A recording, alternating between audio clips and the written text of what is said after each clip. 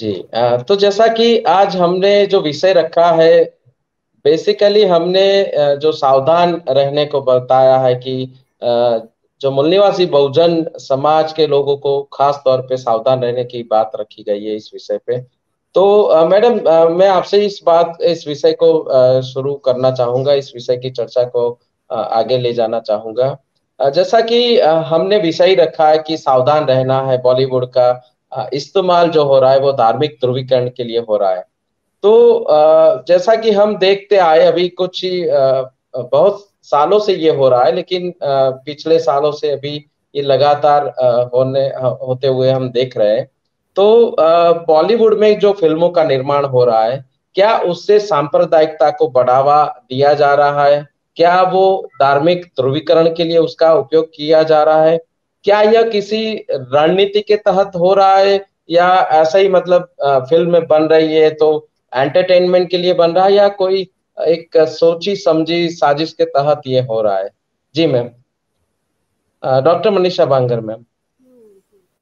हाँ, काफी लंबा सवाल है, मगर उसका मैं संक्षिप्त में उत्तर इस तरह से देना चाहूँगी कि ये जो प्रोजेक्ट है अ, अ, समाज में, मीडिया का हो या जो सिनेमा, उसका प्रभाव को बहुत ज़्यादा पुख्ता बनाना और एक मत बनाना, लोगों के मन में जिस तरह का मत निर्माण करना चाहते हैं, उस देश का जो प्रभुत्व वर्ग जो है वो करना चाहता है, उसके हिसाब से उसका उपयोग किया जाता है।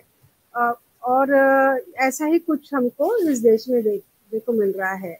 हालांकि आपने जो कहा कि कुछ ही सालों से, लेकिन ऐसा नहीं है, काफी सालों से इसका प्रदर्शन हमें नजर आता है। और खास करके जैसे अगर आप देखते हैं ट्रांसफर ऑफ पावर के आसपास में, उसके बाद में पूरी तरह से जो फिल्म इंडस्ट्री है वह मतलब आजाद भारत का भाग बन जाती है। उसके बाद में प्रसार भारती का निर्माण होता है, film television institute of India का निर्माण होता है। ये तो इंस्टीट्यूशंस बनते हैं, लेकिन तथाकथित आज़ादी के पहले भी सिनेमा बन रहा था भारत में, और सिनेमा के जरिए लोगों तक पहुंचा जा रहा था। लेकिन अगर आप इसका अगर देखते हैं चीजें क्या बदली है और क्या नहीं बदली है, इस पे भाष्य करना तो इसके आज के सेशन के स्कोप के बाहर की बात है। लेकिन हाँ, ये बात है कि 1947 या 1950 के पहले एक प्रभुत्व वर्ग के हाथ में ही सिनेमा का मीडियम हाथ में था, और उस वक्त जिस तरह से एक उच्च वर्णीय प्रभुत्वधारी वर्ग का जो नैरेटिव और जो एक क्या कहते हैं, डिस्कोर्स कहते हैं, या जिसको भावना कहेंगे या समझ कहेंगे, उसी को आगे बढ़ाया जा रहा था। मसलन के तौर पर बहुत लंबे अरसे तक उसमें जाति की बात नहीं हो रही थी। उसमें जाति विहीन समाज को दिखाया जा रहा था, जैसे कि बिल्कुल सामाजिक स्थिति बिल्कुल गैर बराबरी है ही नहीं, सिर्फ अमीरी और गरीबी का फर्क दिखाने की कोशिश किए जा रहे थे, सिर्फ पुरुष और महिला के बीच में फर्क दिखाने की कोशिश कर रहे थे। लेकिन अछूत कन्या या सुजाता या कुछ बहुत ही थोड़ी फिल्म, और मराठी इसमें सिनेमा में कुछ फिल्म्स आई उस दौरान में, मैं 1947 के पहले की बात कर रही हूँ, जिसमें कि इन चीज़ों को दिखाने की कोशिश की गई। लेकिन अगर उनको छोड़ा जाए तो हार्डली एनी थे। इसके अलावा इसके विपक्ष में, मतलब ये ना दिखाते हुए फिर क्या दिखाया गया, तो वही सब कुछ पुरातन कहानियाँ और एक विशिष्ट व्यवस्था के अंतर्गत में ढांचे में पुरुष और स्त्री के संबंध, उच्च वर्णीय और इनके संबंध, फ्यूडलिज्म को बहुत बड़े पैमाने में दिखाया गया। कभी कभी आप देखेंगे कि 1947, 1951 और 50 और 60s का टाइम गया जब कम्युनिस्ट आइडियोलॉजी जैसे आप राज कपूर की फिल्में दिखते हैं और जहाँ पर शैलेंद्र के गाने आते हैं, साहिर लुधियानवी के, ये श्रमिक लोगों की बातें सामने आती है। लेकिन यहाँ पर भी जो जाति का सवाल है वो दबा हुआ ही रहता है, और इसमें ये जाति के सवाल को दबा के रखने में एक पूरे प्रभुत्व वर्ग का बहुत बड़ा उसमें हाथ रहा है, उसके ऊपर चर्चा ना हो।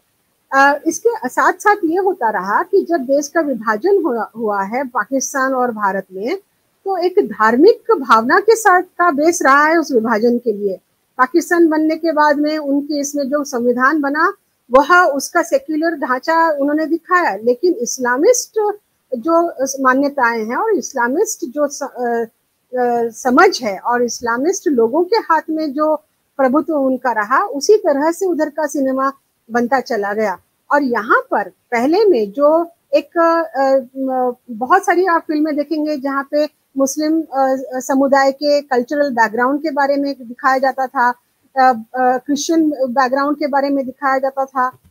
आप अमृत मंथन अगर देखते हैं जो वी शांताराम ने बनाया था, उसमें बहुत ही नॉन ब्राह्मणिक या एंटी ब्राह्मणिक तरीके का प्रदर्शन किया था, जबकि कहानी वो एक पुजारी की थी। तो ये तरह की बातें धीरे धीरे उर्दू पाकिस्तान जब बन गया तो उर्दू की चीजों को भी धीरे धीरे कम किया गया। और बिल्कुल भी आप देखेंगे कि पाकीज़ा 1970 तक पाकीज़ा फिल्म और मुगले आजम और दो चार ही चीजें फिल्में रही। उसके अलावा जो एक कल्चरल इस्लाम कल्चर या उसके सेक्युलर वैल्यूज या मुस्लिम कल्चर या उर्दू कल्चर, उर्दू तहजीब, इसको भी पूरी तरह से हटाया गया। और जहाँ तक सिख लोगों का कल्चर या फिर बुद्धिस्ट कल्चर, ये तो दूर की बात रही। अब आप देखेंगे कि ये दोनों चीजें पैरेलली चलती रही। यही इसी दौरान में सत्यजीत रे की बनती रही, जिसको कि आर्ट फिल्म के तौर पर हमने कई लोगों ने बड़े होने तक, जब हमारे छुटपन की बातें हैं कि दूरदर्शन पर उनको आर्ट फिल्म के तौर पर हर संडे को दिखाया जाता था। लेकिन वहां पर भी मतलब अगर जाति का सवाल अगर उन्होंने सामने लाना या शेड्यूल कास्ट और बहुजन लोगों के प्रताड़न की बातें दिखाने उन्होंने शुरू की, तो उसमें भी इक्का दुक्का फिल्में सामने आई। अच्छा, ये दौर रहा, कुछ चला, ये आर्ट फिल्म के जरिए ये दौर चला। लेकिन यहाँ पर भी जो जाति व्यवस्था में जो सॉफ्ट कॉर्नर है वो उच्च वर्णियों की तरफ ही बनाया गया। मतलब उसको प्रताड़न करने वाले भी लोग वही, और उसमें से सोल्यूशन या समस्या का समाधान देने वाले भी वही, या फिर उनके उच्च वर्णीय हीरो को लिया गया। अच्छा, आप मैं तो यहाँ पर प्रतिनिधित्व की बात ही नहीं कर रही हूँ। रिप्रेजेंटेशन अगर आप देखेंगे FTII में, सेंसर बोर्ड में, या फिल्म इंडस्ट्री में खुद, या फिर जो हीरो और हीरोइन के रोल्स में जिनका चयन होता था, उसमें कहाँ बहुजन होते थे? वो तो रोल बहुजन का होता था या शेड्यूल कास्ट व्यक्ति का होता था। तो लेकिन जिनका जो रोल वो अदा करते थे वो तो ब्राह्मण ही रहते थे। डायरेक्टर ब्राह्मण, उच्च वर्णीय, कायस्थ, या फिर और कलाकार पूरे के पूरी तरह से। तो जो संवेदना और जो एक तरीके रियल लाइफ का डिपिक्शन जो आना चाहिए था बहुजनों के लाइफ के बारे में, वो कभी हमको नजर ही नहीं आया। और हाल ही के अभी मैं जल्दी से इस दौर के इसमें आती हूँ जहां पर हम लोग, मैं इसके साथ आपको फेज भी बता रही हूँ किस तरह से।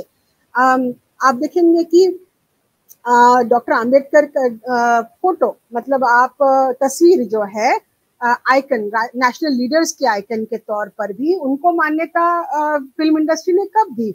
लगभग मेरे ख्याल से राजेश खन्ना और अमिताभ बच्चन की जो फिल्म आई थी जिसमें उन्होंने श्रमिक वर्ग का संघर्ष दिखाया था, क्या नाम था उस फिल्म का, उसमें पहली बार डॉक्टर आम्बेडकर की फोटो, वो लेट 1970s या 80s की फिल्म है, लेट 70s की फिल्म है जिसमें कि वो उसका, तो आप देखेंगे ऑलमोस्ट 25-30 साल के बाद में डॉक्टर आम्बेडकर के संविधान और उसकी बातें और वो तस्वीर सामने आई।